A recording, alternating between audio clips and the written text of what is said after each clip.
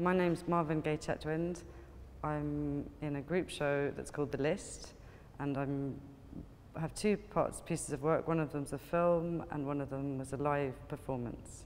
In my area where I've been curated, there's a film, a video, and it's about 7 minutes long, and it's from a interaction with the Campbelltown High School that's linked to performing arts. So I think it's called Campbelltown Performing Arts. And the guys I got to work with do fantastic acrobatics and it's called tumbling, and they do something that's called tissue, which is when you're sort of held up by a piece of cloth. And there's also trapeze, but I mainly worked with the tumbling. And it was brilliant to work with them. So you'll see this video that I've made as a production of that day's sort of spontaneous interaction. That'll be showing with an audio, which is a reading from a book. It's called The King Must Die, and it's a really exciting story about the bull jumping in ancient Crete. So it's like a narrative put on top.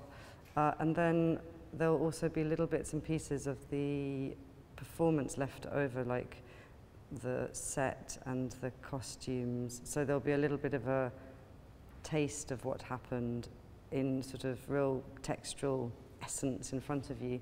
So hopefully people will add it up and enjoy the flavour of it, hopefully. There's one thing it feels that I should say that I don't know if this information makes sense, but I'm being curated. I've been asked to exhibit in this way. It's not that it was necessarily my desire.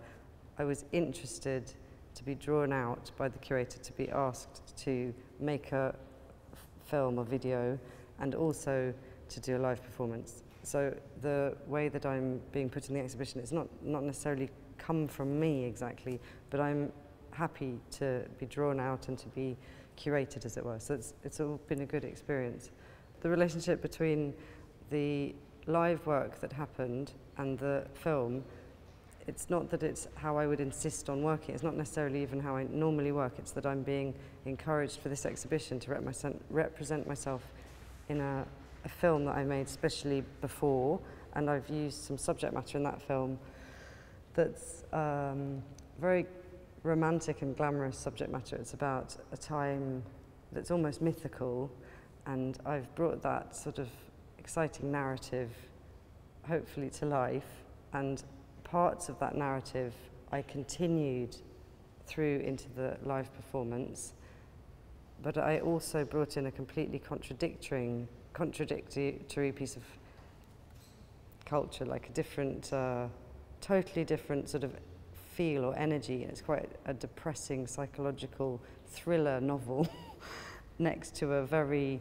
romantic, energetic, sort of lust for life text. So they're two very different narratives, and I made them sort of clash or brought them together in a fun juxtaposition. And maybe no one will know about it when they're watching. Maybe an audience member would not pick up on any of the information, but there's another level where they weirdly do. It's almost as if there's a visual language, or you can actually assume that the audience have strange amounts of intuitive intelligence, because what I've found is people really do understand a lot of the referencing. And then I make these little booklets, like a program, and in the program I put the original source material and texts and all the names of all the performers and all the referencing. So if you were to be lucky enough to get a program and see it, you might jigsaw the information together. And I think, weirdly, it could complement seeing the film, but I haven't worked like this before. There's a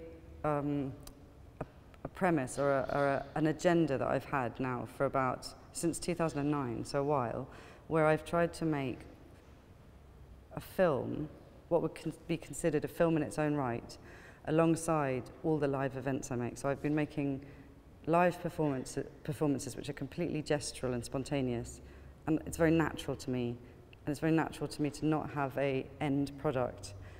But it's been explained to me very clearly, and I fully understand that I'm actually excluding people by doing that. The people who did not see the event would completely actually be left out. So what I've tried to develop is a system of making documentation of the live events that actually ends up being more generous than that and a film in its own right, by adding a layer of narrative in front of the live event. So for example, say there's a performance going on, I will put in front of the camera a layer of narrative, which is two people maybe having a conversation. So you'd have the two people talking and you'd have the performance going on.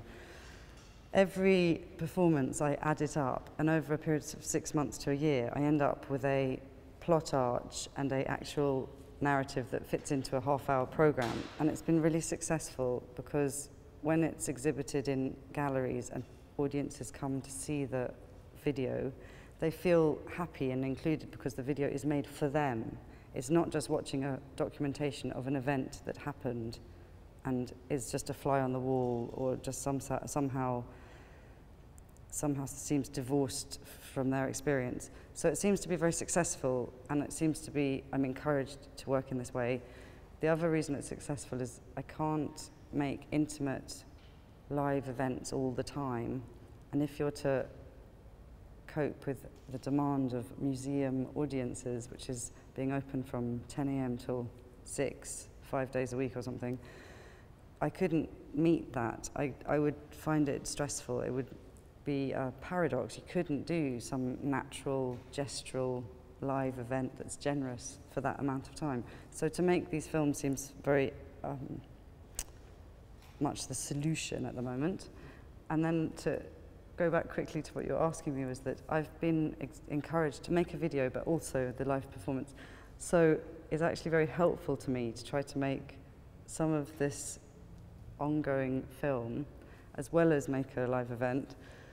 So it's very much fits in with exactly where I'm at and how I'm developing at this moment. It's just that I've never actually exhibited. It's a new thing for me where I'm exhibiting the video work and doing the live event alongside each other. Even though the video is quite new, I think in terms of your 2009, practice, that's it kind of straddles that video versus live, I think, quite well. Yes, I would agree 100%. You've said exactly where I'm at. This word straddling sounds so uncomfortable, but it's that I'm really, really interested in that. The history of documentation. I love documentary films, my favourite thing. I studied anthropology before I did art, so there's a level where I'm really totally trained to put things into context, and I even put my own art career into context. I even find it fascinating what happens to me. Rather than feeling pushed around, I'm kind of fascinated by the bigger picture, or it's all really interesting to me. And the idea of documenting something, I find it like a fantastic puzzle rather than it being frustrating. So to be honest, it really holds my attention. It is one of those things that I'm really interested in, but I would say clearly that I would naturally prioritize the live event and not the product. I almost don't have an ability to prioritize the quality of the product. So all of the films I make, or the videos, are very, very crappy is a good word I think I'd use, and not in any way managing to not be grungy or, I don't know, low aesthetic or lo-fi. They all don't seem to hit the mark. Even when I work with professionals, which is great, I know I drive them crazy because I don't work with helpful, communicative, traditional ways of working, but I do get on with them in the end. And then I'm really happy with the product because the whole point is you need to make something that holds the energy and the mayhem.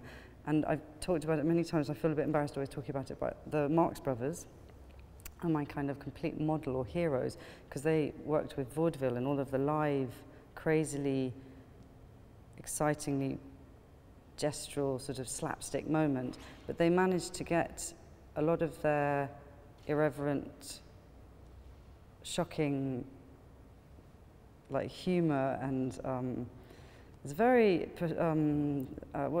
like you defy time and fashion. They seem to be extremely profound, I guess is the right word, but they managed to get all of this into a film product within the proper film industry. So I find them a really exciting yardstick or model to look at, and I would really love to manage to make mayhem and energy packageable in a film, but I would definitely never take away from the live event. I would actually disregard the filming, and lean towards the hilarity of the moment, even if you were never going to manage to capture it. So I don't know how to, I'm not saying it very well, but the way you said it, the straddling between video art, which seems to be some of the most exciting art at the moment to me, contemporary art, and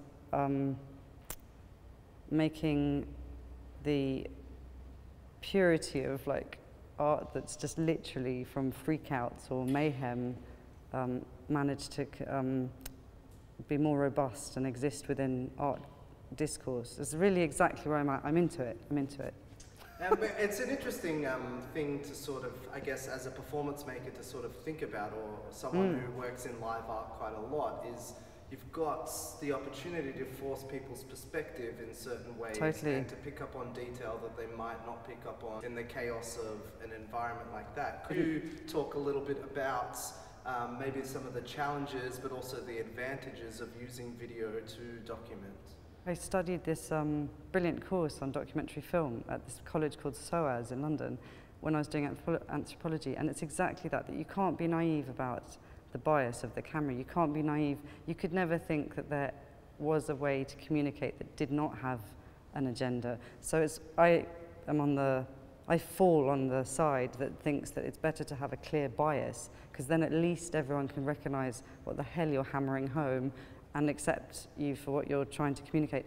And so I would say clearly I'm into directing the edit and the view to be, it sounds embarrassing, but to be more exciting or more of the moment of high-pitched energy. And I even do this trick of doing the edit where the action is from the most exciting moment, but I'll put a quieter music on. Or I've developed quite a lot of tricks, and a lot of hard edits, like snap hard edits, seem to give a lot of the feeling of what it was like to be in the performance.